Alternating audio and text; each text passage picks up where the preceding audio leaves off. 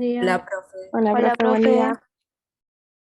Bueno, ¿cómo les va? Vamos a poner en el chat nombre, apellido y presente, la palabra presente, para tomar la lista del día de hoy.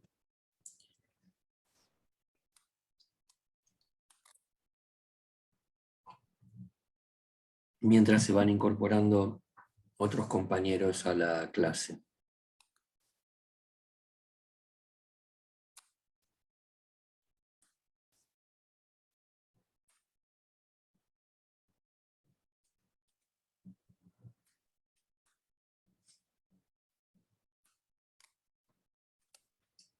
Vamos a esperar 5 minutitos que se incorporen el resto de los compañeros.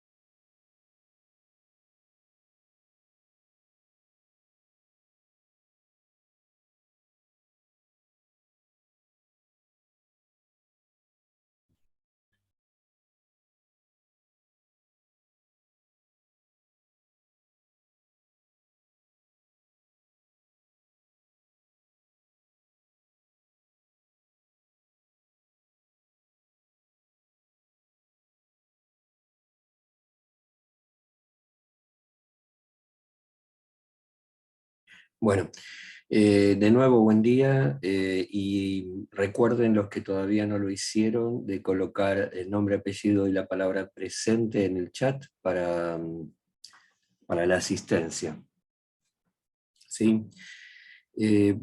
La clase de hoy vamos a terminar de ver el mercado de bienes, vamos a trabajar con la incorporación del sector gobierno y la deducción de la curva IS, Investment Save, o sea, inversión ahorro, que va a conformar lo que más tarde, cuando veamos el sector financiero, ya pasado el primer parcial, vamos a trabajar como modelo ISLM, que, como yo les explicaba en la clase anterior, sería como la trastienda de la curva de demanda, porque la curva de demanda plantea puntos, la demanda agregada, ¿no? Plantea puntos de equilibrio, que no es la del modelo keynesiano básico, ¿no? Va a ser la curva del modelo de oferta y demanda agregada.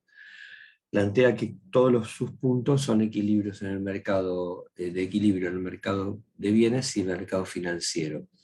Entonces, vamos a ver primero la curva IS, que marca todos los puntos de equilibrio en el mercado de bienes, y luego la LM, Liquidity and Money, que es liquidez y dinero, que es la que marcaría el equilibrio en el mercado financiero. Pero eso lo vamos a ver ya para el segundo parcial. Esta vez nos quedamos para el primer parcial solamente con el mercado de bienes, ¿sí? O sea que hoy estaríamos viendo lo último que entra dentro del examen. El jueves ustedes tienen la clase en la que van a estar con Sebastián Fernández Franco, presencial, ¿sí? Acuérdense, el aula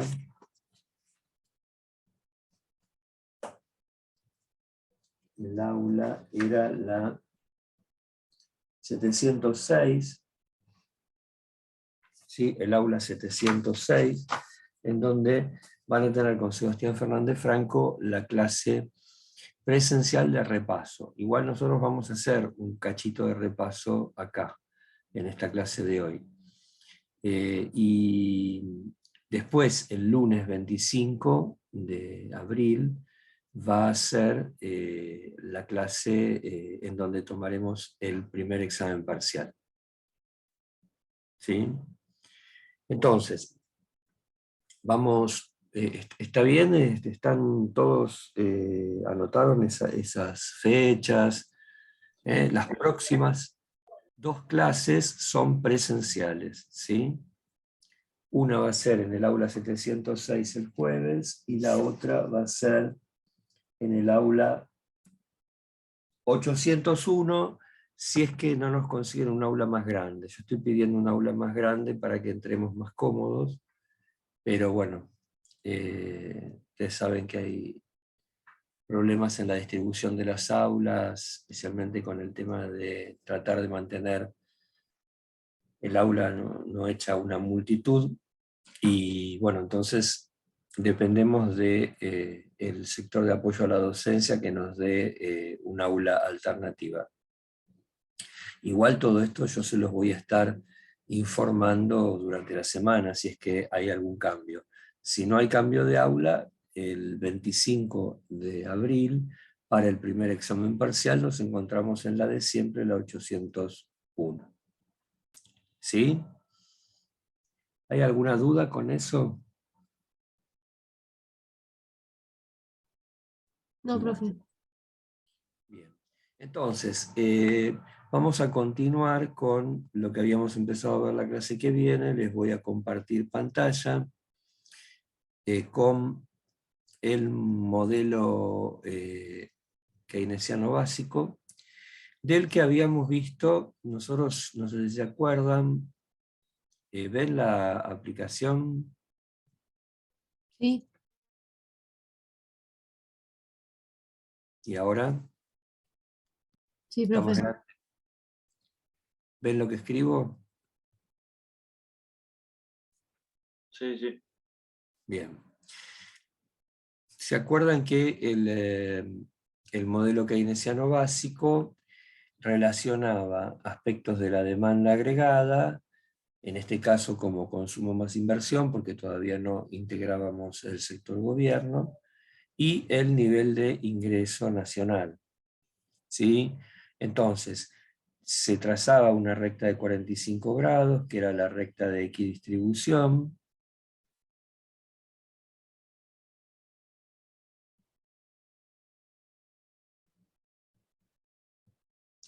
La recta de equidistribución que dividía al cuadro en 2 triángulos rectángulos iguales, y que por lo tanto todo lo que estuviera tocando esa recta de equidistribución distribuía igualitariamente entre los 2 ejes, el eje de las ordenadas y el eje de las abscisas, y en este caso entre la demanda agregada y el ingreso. Por lo tanto, construíamos la curva de demanda tomando el consumo autónomo por un lado, luego la parte del consumo que dependía del ingreso disponible por el otro, que le iba a dar una pendiente, Todo esto ustedes ya lo tienen, ¿no? Se lo estoy repasando. Que esta pendiente iba a estar dada por la propensión marginal a consumir. Y entonces, bueno, esto que era cómo variaba el consumo ante la variación de una unidad en el ingreso. Y esta relación iba a dar un punto en cuando la curva de consumo cortaba a la recta de equidistribución, teníamos que todo el ingreso se destinaba al consumo.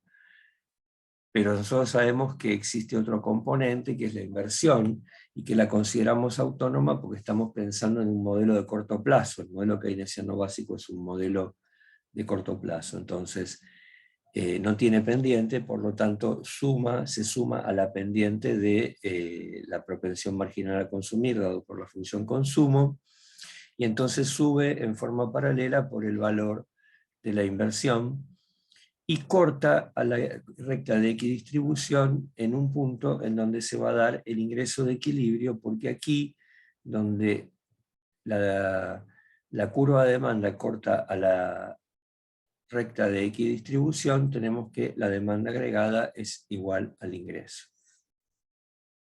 Y ese era un punto de equilibrio que habíamos dicho que no era ni el óptimo, ni el mejor distribuido,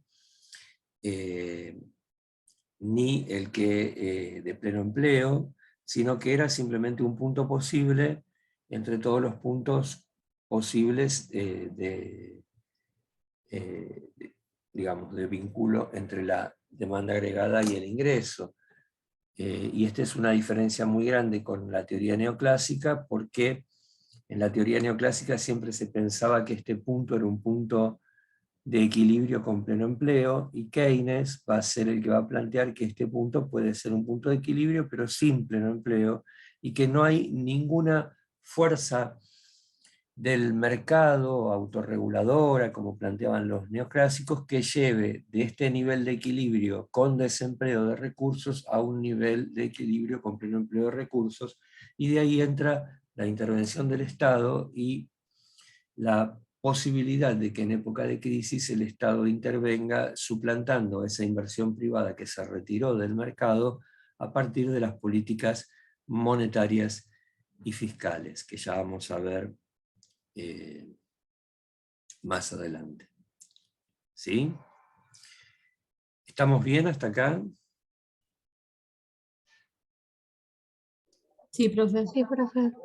Esto es Sí. repaso, ¿no? de lo que ya vimos. Habíamos visto el efecto multiplicador, y nos faltaba la función del sector gobierno, pero también la paradoja de la frugalidad. ¿Alguien encontró qué era la paradoja de la frugalidad o la paradoja del ahorro? Yo encontré que tenía relación con la recesión económica. Entonces, ¿qué era?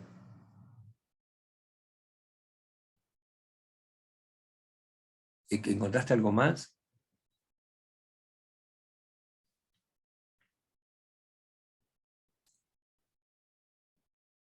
Hola, hola.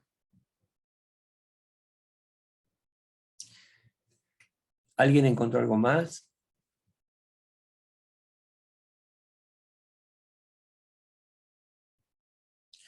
Por ejemplo, esta paradoja de la frugalidad es interesante porque nos permite distinguir claramente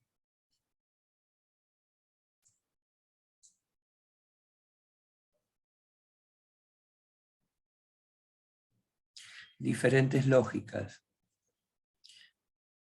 Uno de los errores más comunes que cometen aún muchos economistas es confundir la lógica del mercado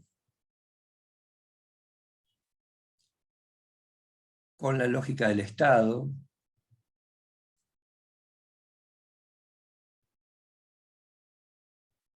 con la lógica de las familias. ¿Sí? Cuando se confunde la lógica del mercado con la lógica del Estado, se piensa que el Estado es una empresa que tiene que obtener ganancias, y ese es un gran error. El Estado no obtiene ganancias, el Estado simplemente redistribuye los impuestos en gasto e inversión pública para lograr un mayor bienestar de la sociedad. Esto lo habíamos visto cuando vimos la distribución secundaria del ingreso. Y cuando confundimos la lógica del Estado con la lógica de las familias, ahí entra la paradoja de la frugalidad, porque cuando una familia pierde un empleo, en general tratan de reducir los gastos. ¿Sí?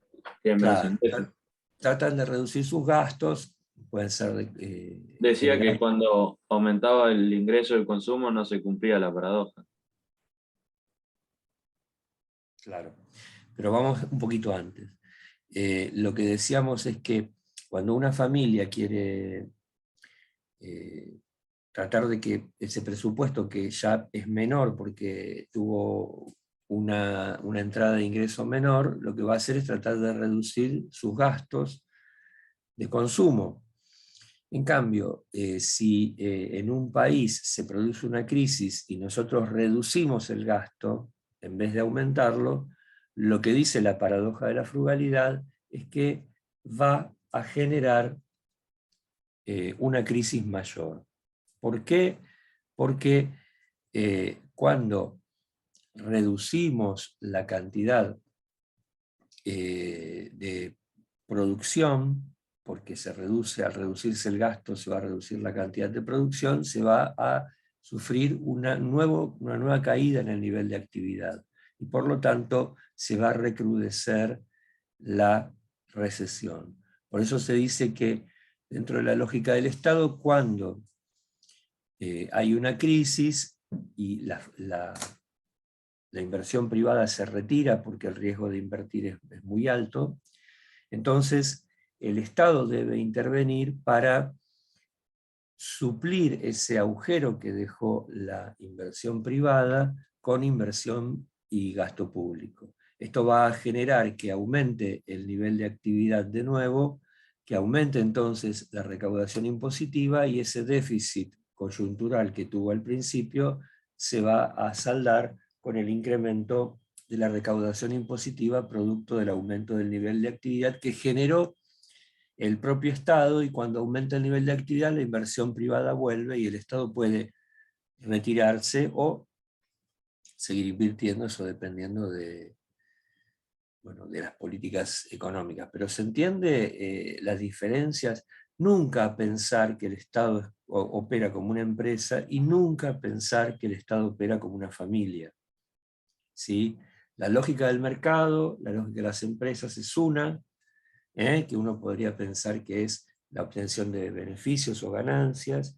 La lógica del Estado es otra, que implica la redistribución del ingreso y tratar de generar el bienestar de la sociedad. Y la lógica de las unidades familiares es otra, que es tratar de que su presupuesto satisfaga lo mejor posible el bienestar, digamos, la utilidad o la satisfacción que le da a esa familia el consumo de bienes.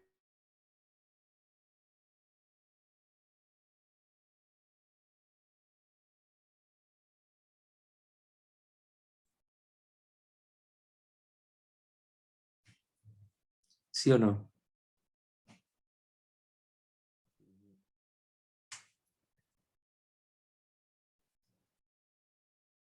Chicos, ¿se entiende o no? Sí, sí. Sí, profe. Bueno, entonces ahora vamos a ir a la incorporación del sector gobierno. Recordemos esto, que la función económica del Estado es la distribución secundaria del ingreso.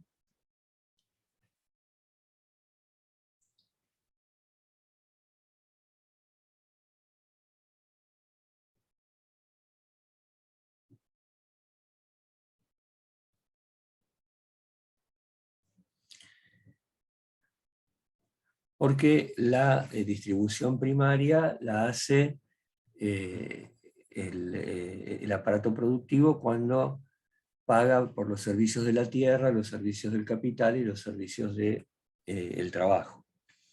Entonces aquí vamos a incorporar dentro de la demanda agregada al gasto e inversión pública. G es gasto de inversión pública y es independiente del nivel de ingreso a corto plazo porque depende de decisiones políticas, ¿sí? Entonces, tenemos de nuevo la inversión privada que es, digamos, no varía en el corto plazo porque justamente también depende de las decisiones de las empresas a mediano plazo, por los proyectos de inversión, y el gasto público, gasto de inversión pública, que también es independiente porque depende de la política del Estado a mediano plazo. Entonces, esta función de gasto público va a ser una recta paralela al nivel de ingreso, o sea, perfectamente elástica, paralela al eje de las abscisas. ¿Sí? Y bueno, teníamos nuestra función consumo que ya es conocida. Cuando queremos incorporar al modelo keynesiano básico la función, el sector, digamos, los gastos e inversión pública, los incluimos como incluimos la inversión privada. Cuando incluimos la inversión privada, como no tenía pendiente, porque era perfectamente elástica, se sumaba en su valor a la pendiente que proporcionaba la parte del consumo que depende del ingreso disponible.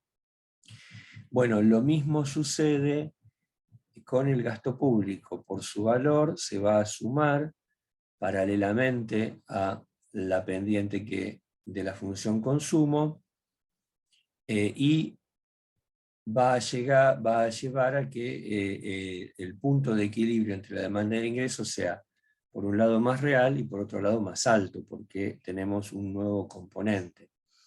En este punto se va a dar el punto de equilibrio donde la demanda agregada es igual al ingreso, recordando que este equilibrio no es ni óptimo, ni mejor distribuido, ni de pleno empleo. Simplemente es el punto donde la demanda agregada se iguala al ingreso. ¿Sí? ¿Estamos con esto? Sí, profe. Bueno. Y entonces aquí tenemos que entrar a pensar cómo los empresarios deciden invertir. Y esto también es una diferencia. Esta es la versión keynesiana. Es una diferencia con la versión neoclásica que planteaba que la inversión tenía que ver con la productividad marginal del capital. Como Keynes dice, en realidad la productividad marginal del capital no se puede medir. Es imposible medir la productividad marginal del capital de todas las empresas de un país en cada momento. Entonces, lo que dice que los empresarios hacen en realidad es una suerte de proyecto de inversión, o sea, una evaluación de un proyecto de inversión. ¿Y cómo lo hace?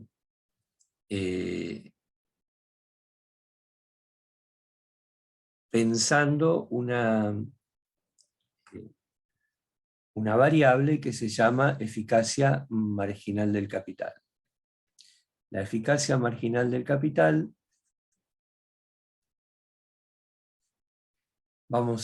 quieren anotar esta definición, yo después la explico.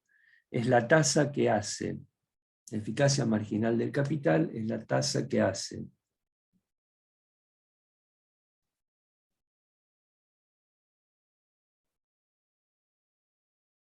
que el valor presente descontado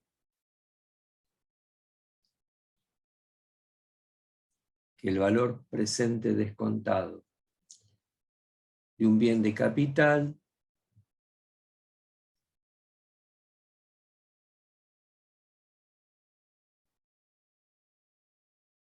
se iguale al precio de oferta de ese bien.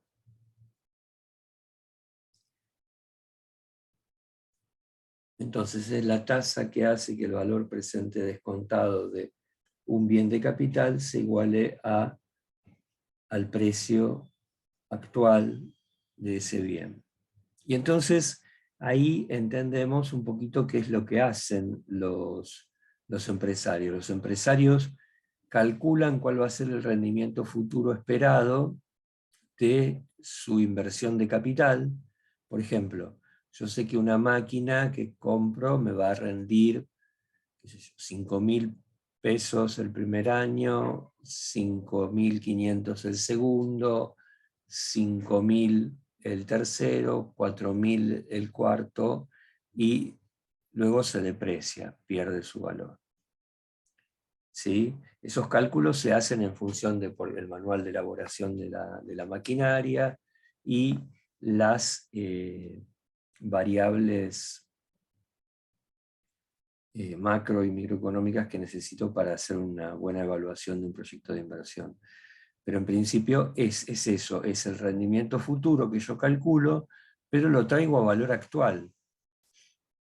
¿Qué vale más, un peso hoy o un peso mañana?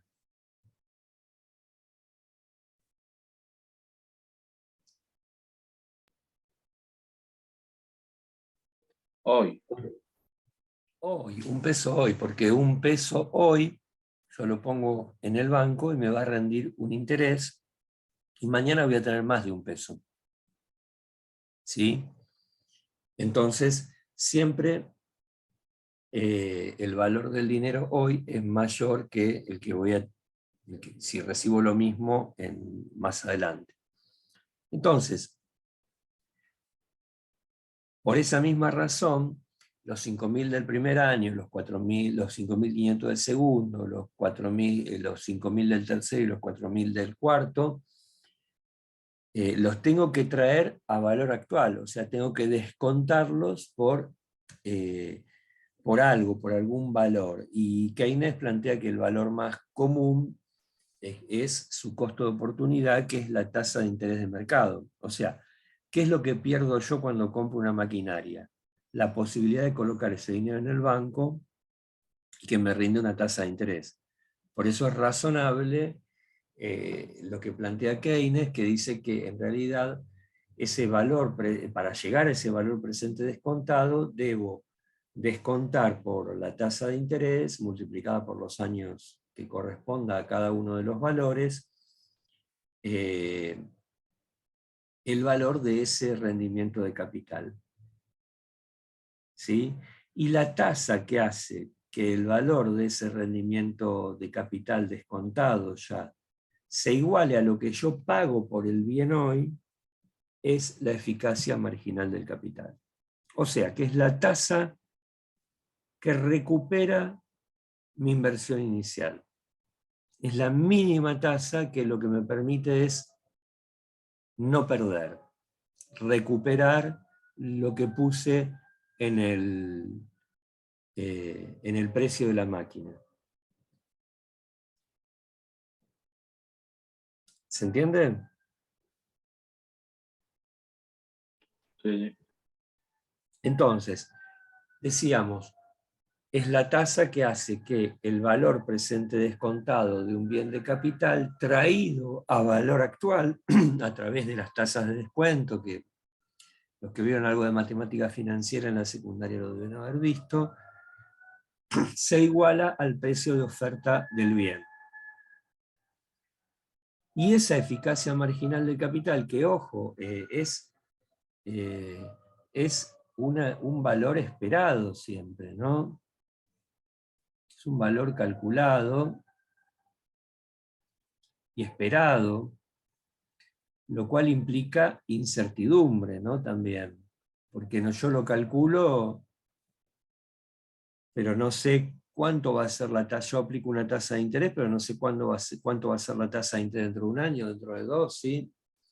No cuánto va a estar el tipo de cambio. Bueno, hay un montón de cuestiones que yo tengo que determinar para poder calcular esta eficacia marginal de capital, pero Keynes dice, bueno, esto está también, digamos, basado en un cálculo que, digamos, es rendimiento futuro y por lo tanto es incierto. Pero bueno, trato de que sea lo más cercano posible a la realidad, dado los datos que yo tenga. Y entonces esa eficacia marginal del capital se va a comparar contra su costo de oportunidad, ¿sí? Que es el tipo de interés de mercado. ¿Por qué? Porque si yo no coloco la plata en la compra de la maquinaria, la voy a colocar en el banco y el banco me va a devengar un interés, ¿sí?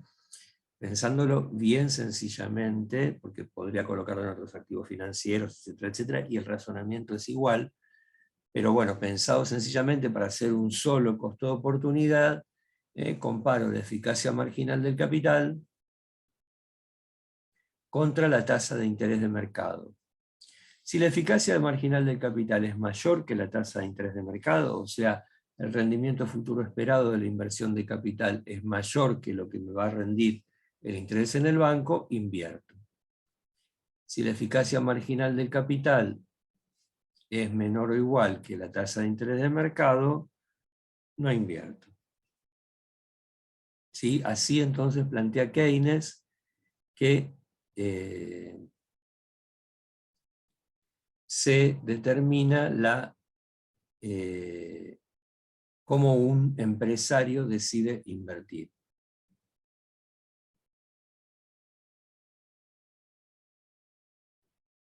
¿Se entendió esto? Si no entendieron, pregunten, porque ya nos estamos acercando al parcial. Profe, ¿la I minúscula era la inversión inicial o...? La I minúscula es la tasa de interés del Ok. mercado. La I mayúscula es inversión.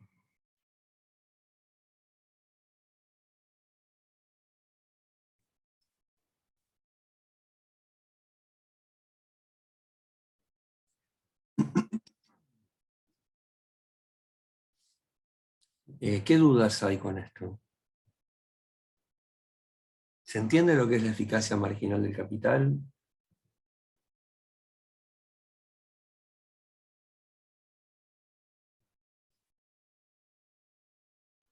Sí, sí.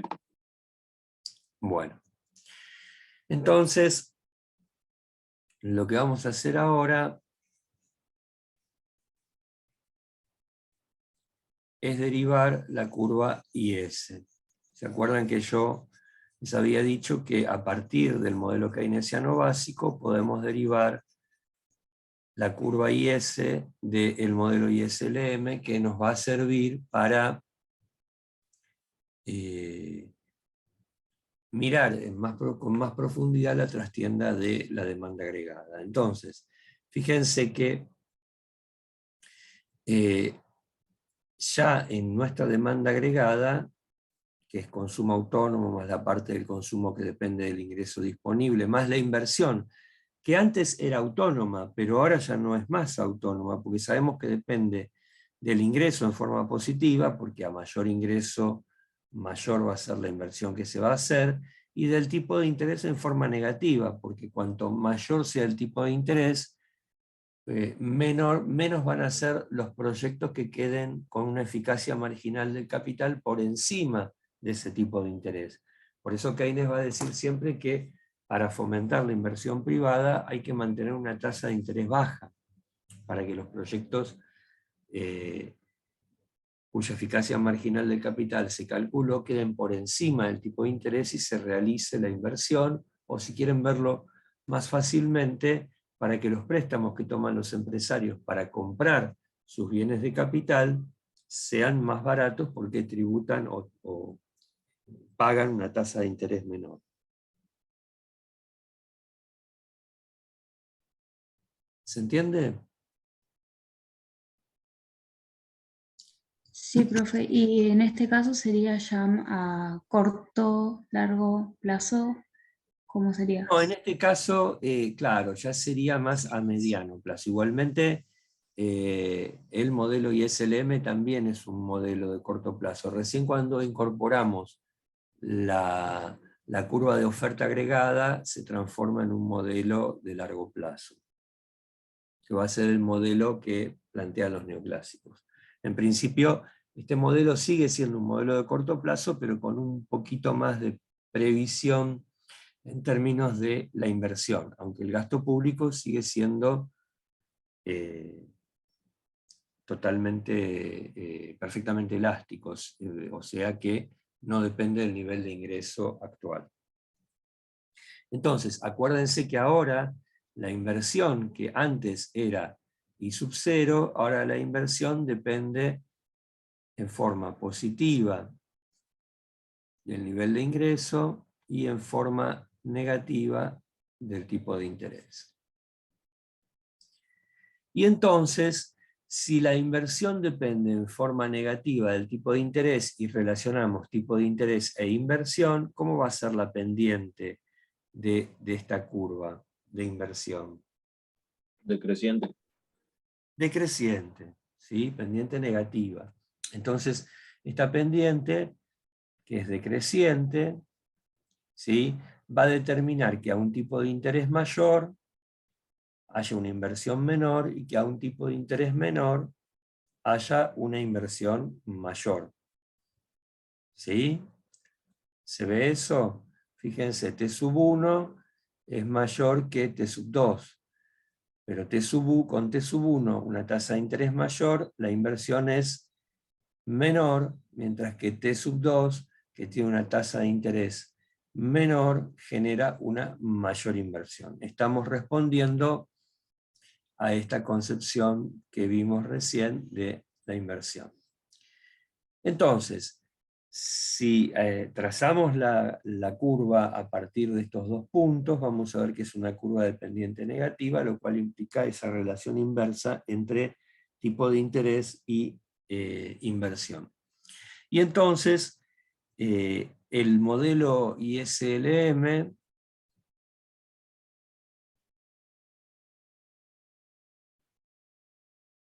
es un modelo que vincula el tipo de interés con el nivel de ingreso. Y la curva IS particularmente es la curva Investment Save, inversión ahorro,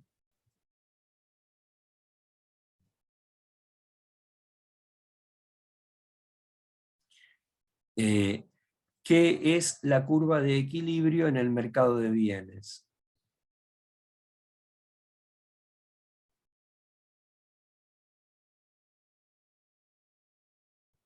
El mercado de bienes es el que estamos mirando, y lo que vamos a ver es que, fíjense, acá tenemos la tasa de interés, acá tenemos la curva de la inversión, la relación entre la tasa de interés y el nivel de inversión.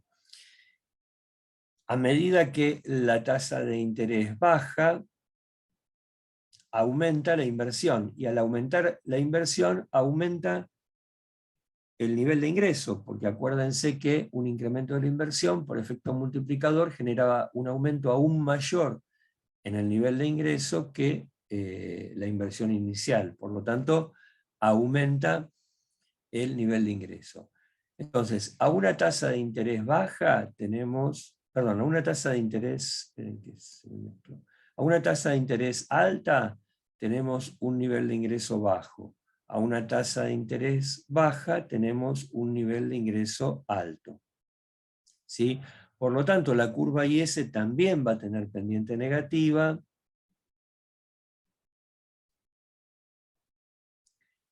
en el sentido de que a mayor interés va a haber menor inversión privada, y por lo tanto también va a haber menor liquidez, pero bueno, todavía eso no lo vimos, y esto va a generar un menor nivel de actividad, ¿sí? Cuanto más alta sea la tasa de interés, y cuanto más baja sea, va a generar un mayor nivel de actividad, porque va a haber mayor inversión privada y mayor liquidez en el mercado para realizar las transacciones.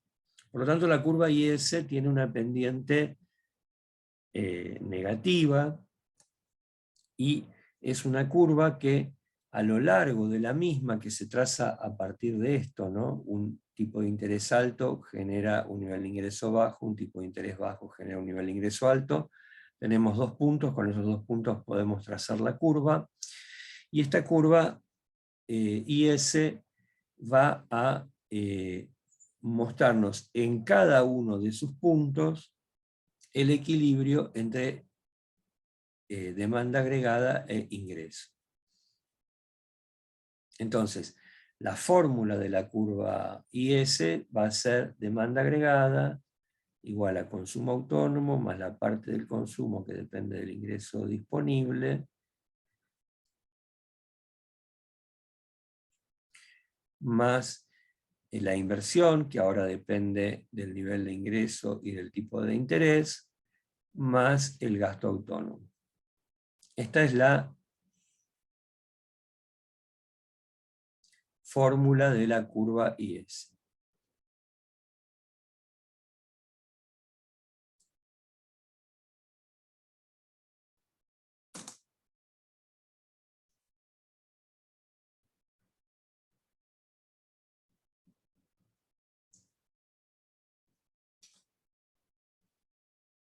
¿Se ve o quieren que lo explique de nuevo? No, profe, se ve bien. Bien. Entonces, ¿cómo? Profe, una duda. Sí. ¿La G significaba gasto público, puede ser?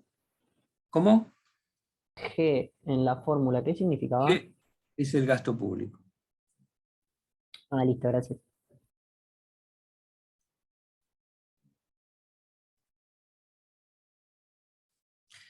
Ahora vamos a ver entonces el caso de una política expansiva, fiscal expansiva. O sea, cuando hablamos de política fiscal,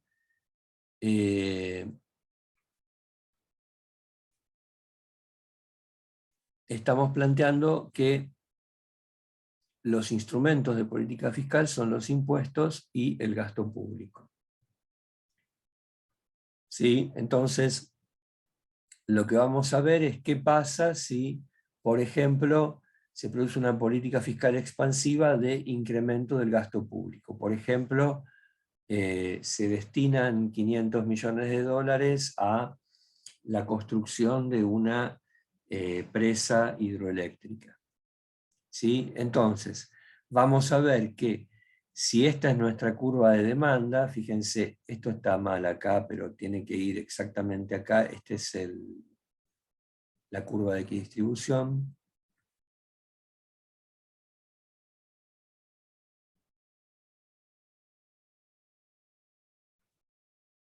La de 45 grados.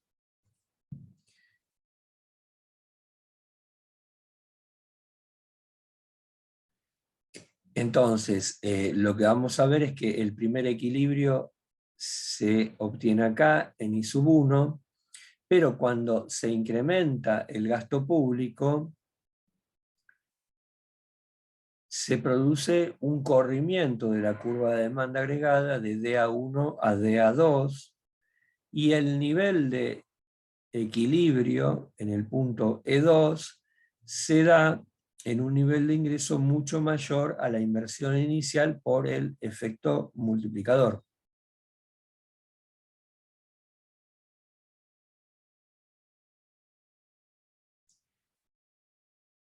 Esto, si lo vinculamos con nuestro modelo ISLM, del cual hasta ahora conocemos la curva IS, vemos que al mismo nivel de tasa de interés, obtenemos un nivel de ingreso mayor, porque no varió la tasa de interés, lo que varió fue el gasto público, o sea, aumentó el gasto público. ¿Sí? Y entonces lo que se ve es que al mismo tipo de interés, el gasto público genera un incremento del ingreso mucho mayor que el incremento inicial en la inversión pública, porque funciona el efecto multiplicador, en este caso positivo. ¿Sí? Acuérdense que el efecto multiplicador va de los dos lados, positivo, negativo, cualquiera de los dos, en cualquiera de los lados funciona. Entonces la curva IS se corre de IS1 a IS2, viendo que en el mismo nivel de interés, el nivel de ingreso aumenta de I1 a I2.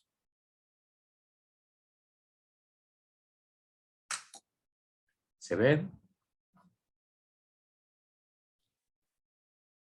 Sí, profe. Bueno,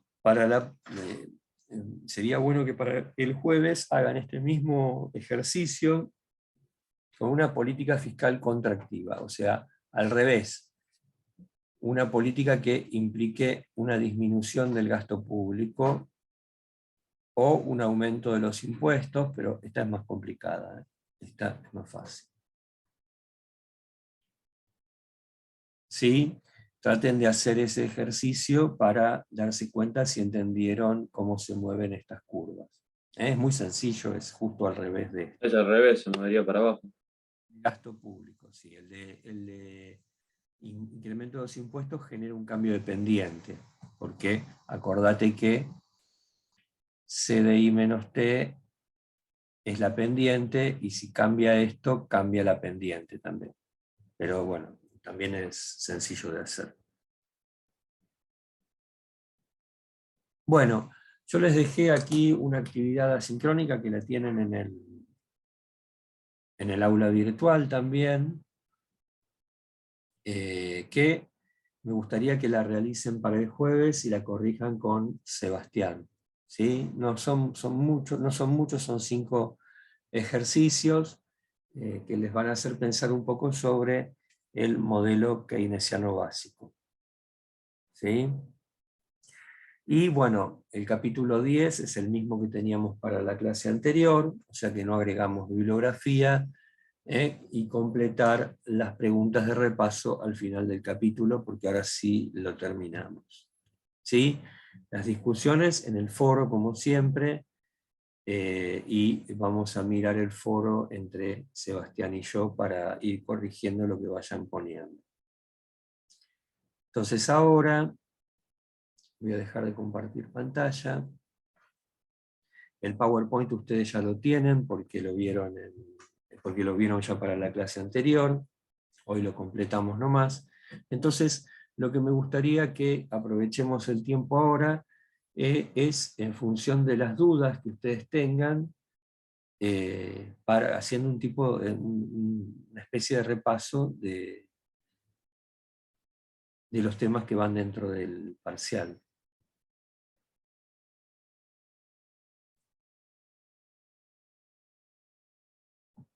Entonces ahora yo los escucho a ustedes. Pregunten todos los temas, de todos los temas que vimos, los que vieron conmigo, los que vieron con Sebastián, todos. Profe, Sí. yo tengo dudas sobre las variables de precios corrientes y precios constantes. Sí. Las variables de precios corrientes son las que están medidas al precio que se vendió el bien. ¿Sí? Que se vendió el bien en el año 2020, después en el 2021, después en el 2022.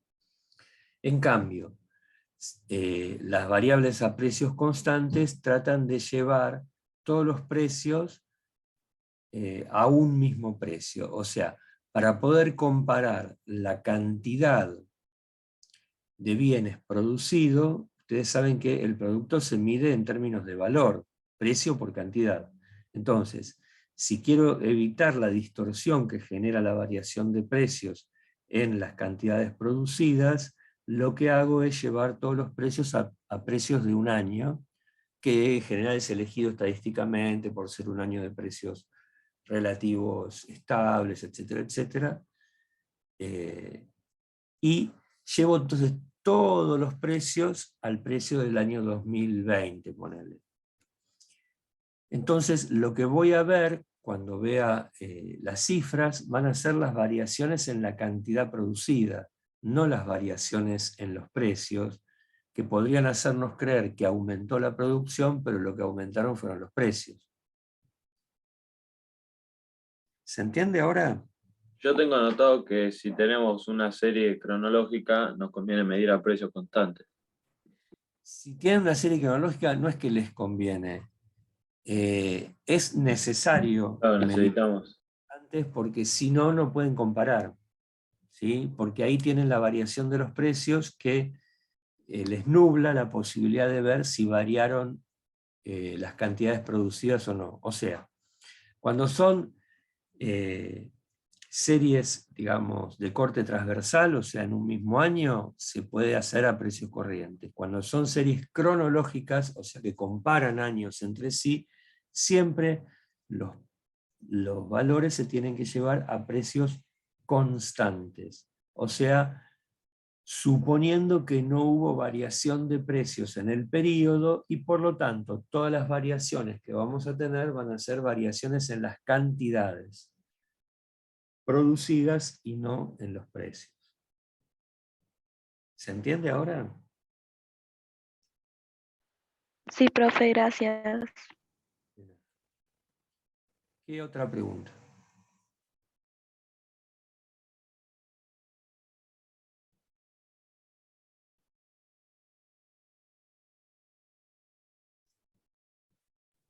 Profe, yo tenía una duda del mercado de competencia perfecto y era qué significaba la característica de la atomicidad. Atomicidad significa que hay tantos demandantes y tantos oferentes y son todos tan pequeños que ninguno tiene poder de fijación de precios. Que el precio se va a terminar definiendo en el mercado cuando se junten la oferta y la demanda. Pero si vos lo querés resumir, no hay poder de fijación de precios. Ninguna empresa ni ninguna unidad familiar tiene el poder de fijar un precio, sino que los precios se van a determinar cuando la oferta se encuentre con la demanda. ¿Sí? Sí, sí, profe, lo estaba copiando. Ahí me quedó claro. Bien. ¿Más dudas? Yo tengo otra duda, pero sobre la matriz de insumo-producto. Sí. Sí, decime. Justamente eso, no entendí bien esa matriz. La matriz de insumo-producto te muestra en conjunto, lo que es toda la matriz de insumo-producto, te muestra lo que es el valor bruto de la producción. O sea, todas las compras y ventas que se realizan de manera indiscriminada en una sociedad. Pero vos sabés que el valor bruto de la producción no es el producto. El producto es siempre inferior al valor bruto de la producción porque no toma en cuenta qué bien es el producto. Los finales o los intermedios. Los bienes intermedios no toma en cuenta. Sí toma en cuenta los bienes finales, que son los bienes de consumo y los bienes de capital. Los que no toma en cuenta son los bienes intermedios, que son los bienes, los insumos, los que se van a transformar en otros bienes, y no los toma en cuenta porque justamente al transformarse en otros bienes ya están contenidos dentro del valor de los bienes finales, de los bienes de consumo o de capital. Entonces, lo que muestra la matriz de insumo-producto en su totalidad es todas las compras y ventas que se realizan, aún entre sectores. Por eso tenés lo que el sector 1 le compra al sector 1, lo que el sector 1 le compra al sector 2, lo que el sector 1 le compra al sector 3. Ahora, cuando vos querés hallar el producto, lo que haces es armás esta matriz que te marca el valor bruto de la producción y le quitas, como ya está armado y está clasificado, todas las compras y ventas que se hacen entre sectores, las compras y ventas intermedias. Y entonces lo que se obtiene es el producto. Y es importante conocer esto porque esta es la forma en la que se calcula.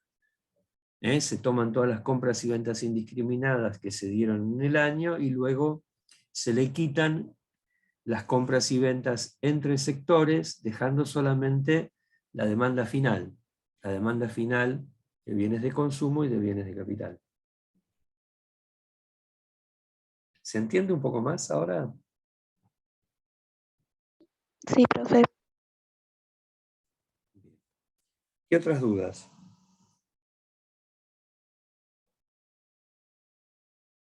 ¿Pudieron contestar las guías de lectura?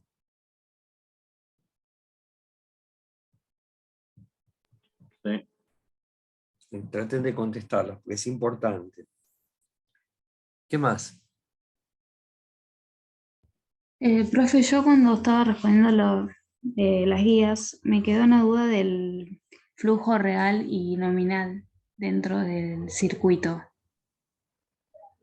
Sí, el flujo real es el flujo de bienes y servicios que sale del aparato productivo, que son los bienes y servicios que produce el aparato productivo, y entonces es un flujo de bienes y servicios que es más asociado al nivel de producto y a la oferta del sistema.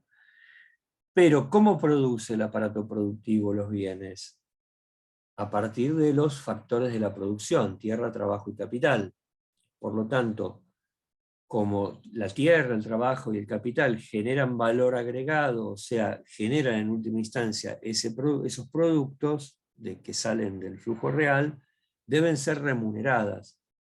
Y entonces el flujo nominal es la remuneración que van a recibir estos factores de la producción por participar en el proceso productivo. O sea que van a ser el ingreso por los servicios de la tierra, que es la renta, el ingreso por los servicios del capital, que es la ganancia y el interés, y el ingreso por los servicios del trabajo, que son los salarios. Salarios, ganancia, interés y renta conforman el flujo nominal, que es un flujo de dinero que va a ir a comprar los bienes y servicios que ofrece el aparato productivo en el mercado, y que es más asociado con el nivel de ingreso y con la demanda. ¿Se entiende esto? Sí, profe, ahora sí, gracias. Bien.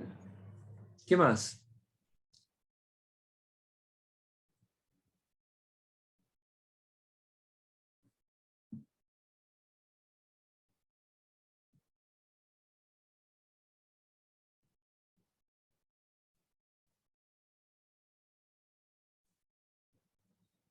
¿Qué otras dudas? ¿Los ejercicios los hicieron?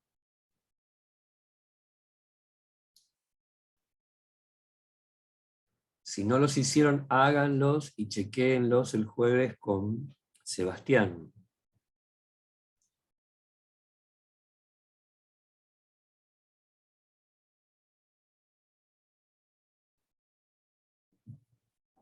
¿Qué otras dudas?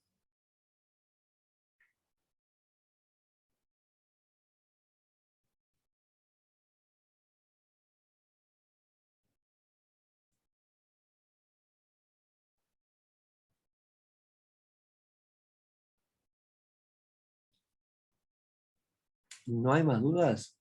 Profe, a mí no me quedó bien diferenciado el equilibrio en el mercado y la elasticidad. Es como que los confundo mucho, me causa ahí. El equilibrio del mercado es el equilibrio entre oferta y demanda.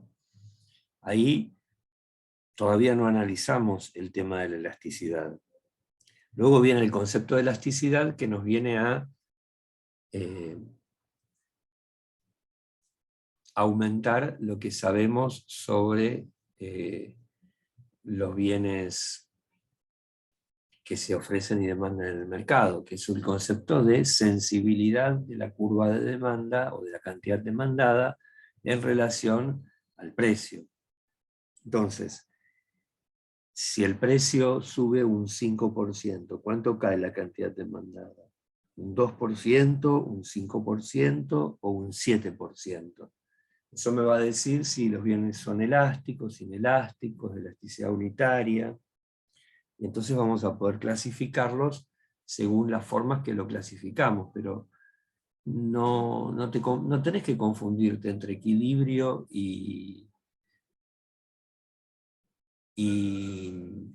elasticidad, porque la elasticidad se determina,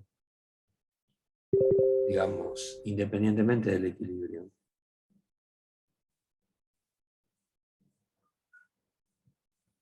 ¿Sí? Sí, sí. ¿Qué otra duda?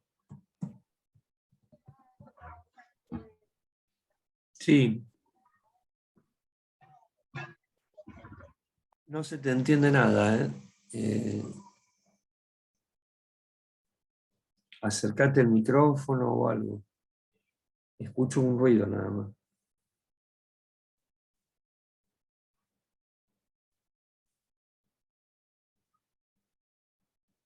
Hola, hola.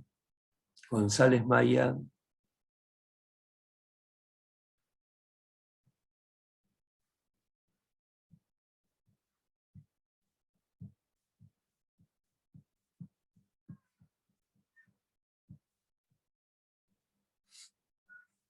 ¿Qué otras dudas, chicos?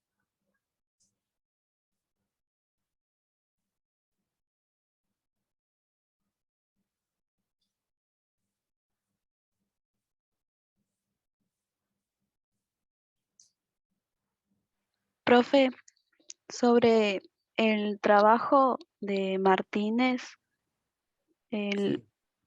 como que no pude contestar las dos preguntas de abajo porque no sabía qué poner en las propuestas de las correcciones en la actualidad del PBI y cuáles serían los complementos, porque como que menciona el GPI, el Bueno, Gini, algo así. esas serían las nuevas propuestas. Pero si no consideramos estas propuestas que también son insuficientes, para poder hablar de desarrollo, deberíamos considerar no solamente el valor del PBI, sino también eh, las formas de distribución del ingreso y digamos, los indicadores de pobreza y los indicadores de empleo, desempleo, subempleo, ¿sí? Con eso tendríamos, además del indicador económico, que es el Producto Bruto Interno, indicadores socioeconómicos que muestran cómo ese producto se distribuye entre la gente y cuánta generación de trabajo hay, si están todos empleados, si hay desempleo, si el desempleo es alto o bajo, si hay subempleo, si hay gente que quiere trabajar más horas de las que trabaja, por ejemplo, o si el nivel de pobreza es alto, bajo o medio. ¿Sí? La Argentina hoy el nivel de pobreza es bastante alto, casi cercano al 40%, cobra menos de una canasta básica total. Y bueno, en términos de distribución del ingreso, estamos mejor que otros países de América Latina, pero peor que países desarrollados. ¿Sí? Y a su vez también otro elemento que plantea Martínez que hay que tomar es el tema ecológico, o sea, cuál es nuestra huella ecológica en función de la contaminación que generamos cuando producimos. Y ahí él compara varios países, ¿sí? La Argentina.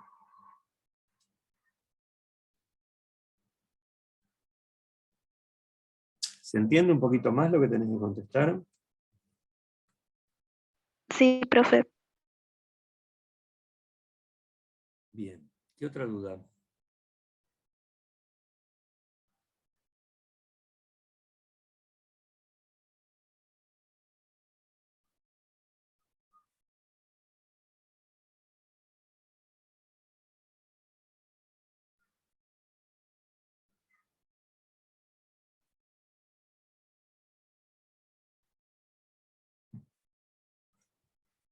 ¿Alguna duda más? Profe, una compañera escribió en el chat que no levanta el micrófono, puso la duda. A ver. No me quedó claro por qué el valor agregado es equivalente en términos de monto al ingreso al producto. Bueno, el valor agregado es equivalente en términos de monto al ingreso y al producto porque el valor agregado es lo que cada factor de la producción agrega al producto, por lo tanto, va a ser remunerado por el valor que agrega. Esto es un supuesto muy fuerte, pero bueno, así se entiende la equivalencia en términos de monto entre el valor que agregan los factores de la producción, tierra, trabajo y capital, y el ingreso que reciben, salarios, renta, ganancia e interés. Y es equivalente al ingreso también porque lo que se produce a partir de ese valor agregado que se genera, ¿sí? Y ese valor agregado que se genera se equilibra también, se equipara también en términos de monto con el ingreso. Por eso, producto, ingreso y valor agregado son equivalentes en términos de monto. Tenés el ejemplo de las naranjas y los autos, que ese es bien clarito, te muestra cómo el valor agregado, que lo vimos en clase, ¿no? Cómo el valor agregado de los factores de la producción termina igualándose en cada etapa productiva o en la suma de sus etapas productivas al nivel de producto.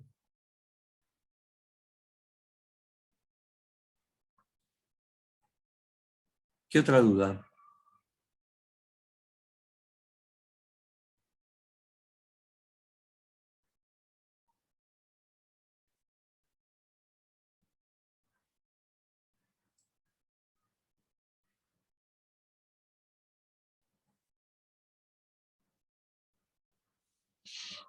¿Hay alguna otra pregunta?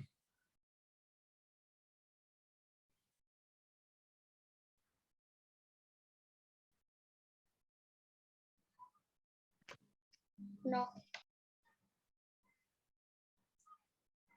Bueno, entonces, ¿saben qué vamos a hacer? Traten de mirar la bibliografía, de mirar las clases, los PowerPoints, lo que tomaron, los apuntes que tomaron, y anótense las dudas que le van generando cada tema, anótenlas en una hoja aparte, y con eso lleguen a la clase del jueves, donde Sebastián les va a poder contestar esas dudas también. Y también las que les generen los ejercicios que les dejé hoy. ¿Sí? Recuerden que el parcial es teórico-práctico, traigan calculadora, acuérdense que tienen que saber calcular elasticidades, que tienen que saber calcular equilibrios, que tienen que saber graficar, ¿sí? O sea, vengan preparaditos con eso, ¿sí? El examen va a ser, bueno, en principio en el aula de siempre, salvo que en esta semana consigamos un aula más grande. ¿Sí? Y el jueves tienen clase con Sebastián, que va a hacer toda clase de repaso. ¿Estamos? Sí, profe. Sí, Bueno, profe. chicos, suerte Sí, y profe. estudio, por favor, ¿eh?